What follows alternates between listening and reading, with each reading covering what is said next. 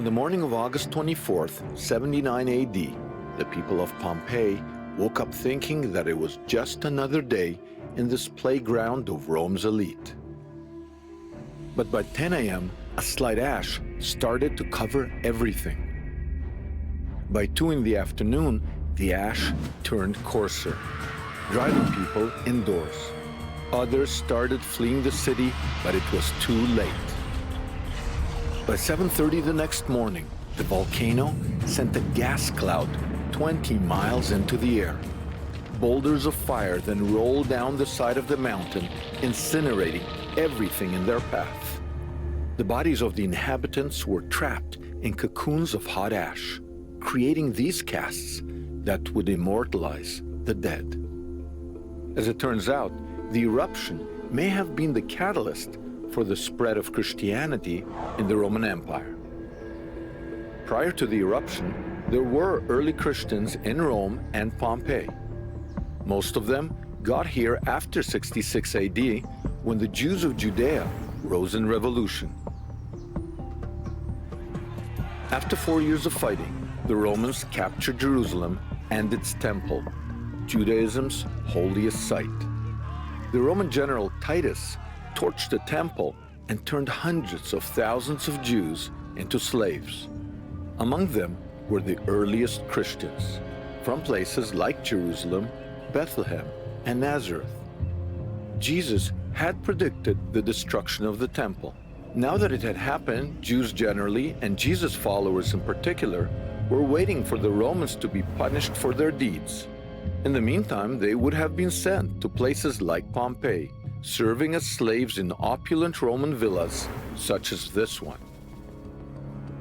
They were disgusted by what they saw, a culture where power and violence were the currency of the day and sex was a religion.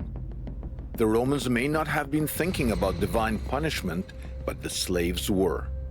There's very clear evidence in the Acts and in other documents that Christianity was a religion that had a major appeal in the slave community.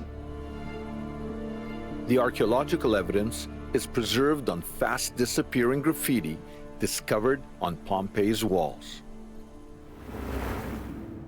I come here with Professor Rebecca Benefel of Washington and Lee University to investigate ancient graffiti on the wall of a building known as the Hotel of the Christians. This is called the Hotel of the Christians because very early on in 1862, there was discovered a very enigmatic graffito. But there's this one word that has fascinated everyone, Christianos. This charcoal graffiti had been preserved under ash for 1,800 years. Then it would be the earliest archaeological attestation to the word Christian anywhere. Christianos, yeah. Another significant graffiti, scratched on wall plaster, was published in 1921. Attached to the published photograph were directions to a specific Pompeii address, House 14. Should be here. You see how the plaster is gone. Yeah. But luckily, we have a really good photo. We have two words, one in Greek, one seemingly in Latin, and then two stars. What do you make of this? Well, start with the middle word. So that's an attempt in Latin letters to represent the word kerem, which is one of the most chilling words in the Hebrew language. That's the word used in the Bible when God utterly blots out a place. Sodom and Gomorrah were made kerem. And then you've got the poinium, which is not a Latin word, but it's a Latinized word. I think it has to be from the Greek poine, which means to smite. So smite, utterly destroy, and then the two stars. They're five-pointed, they're the Solomon stars. We see them on magic bowls. What it shows us is that people in this culture, particularly Jews and Christians, were warning their friends and neighbors and saying, just wait. You think you're in the lap of luxury, you think everything's fine, everything's peaceful, just wait, because God has something to say. Did pagan Romans interpret the destruction of Pompeii as the wrath of the God of the Bible for the destruction of Jerusalem? Did the eruption make Christians out of them? Strikingly, the eruption of Vesuvius parallels a much earlier story that Jews and Christians knew all too well: Sodom and Gomorrah, biblical sister cities whose inhabitants were notorious for their sexual deviations. The book of Genesis records that as punishment for their sins, Sodom and Gomorrah were destroyed by fire and brimstone. Incredibly, there's a graffiti in Pompeii that compares Pompeii to Sodom and Gomorrah. Today been made into a kind of modern guardhouse. But in the first century, this was somebody's home, and maybe the day of the eruption, or even the day before the volcanic eruption, somebody hastily scrawled on the wall in charcoal the chilling words, Sodom and Gomorrah. I mean, somebody literally is writing this while the ash is falling down. Possibly, yeah. It's not there anymore. It was on one of these walls. It's now modern plaster, and it's been taken off to some museum. What do you make of this charcoal inscription showing up here? This has to be a Jew or a Christian who's thinking, why is the volcano erupting? Because this is Sodom and Gomorrah, and God is punishing this place. It's amazing. I can just imagine a slave from the Holy Land cringing in a corner. There's nowhere to run, and ash is raining down. He or she would have seen the glory of the temple in Jerusalem and its destruction. Then in Pompeii, as a slave, they would have witnessed and maybe even experienced violence and orgies.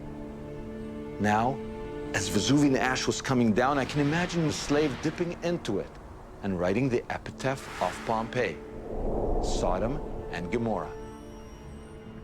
But aren't we imposing our view how they would have interpreted it? What do we have that says Christians and Romans interpreted the eruption of Vesuvius as the divine wrath of God? In the last book of the New Testament, the book of Revelation, if you read that, it has to be a description of the destruction of Pompeii. Now, Wait a minute. You tell me that Pompeii is mentioned in the New Testament, not by name.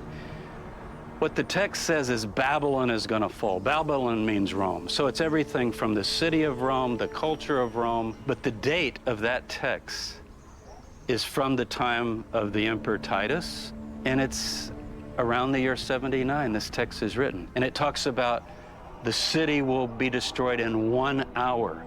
The smoke of its burning will be seen in the harbor, and mentions fornication and immorality. Allegorically, this is Sodom and Gomorrah. what you're suggesting is that hiding in plain sight in the New Testament itself, the interpretation was that this is divine retribution. They saw the burning of Pompeii as the beginning of the end. As Rome is headed down, how do we know? Because God burned it in a single day, like Sodom and Gomorrah. And that's what happened, right where we're standing. Less than 2 years after the eruption, the Emperor Titus died. A few Romans converted to Judaism, but a more sizable group converted to the new, more accessible Jewish sect already being called Christianity. It was this group that laid the foundation for the whole empire to become Christian less than 250 years after the eruption, and for Christianity to become, to this day, the most populous religion in the world.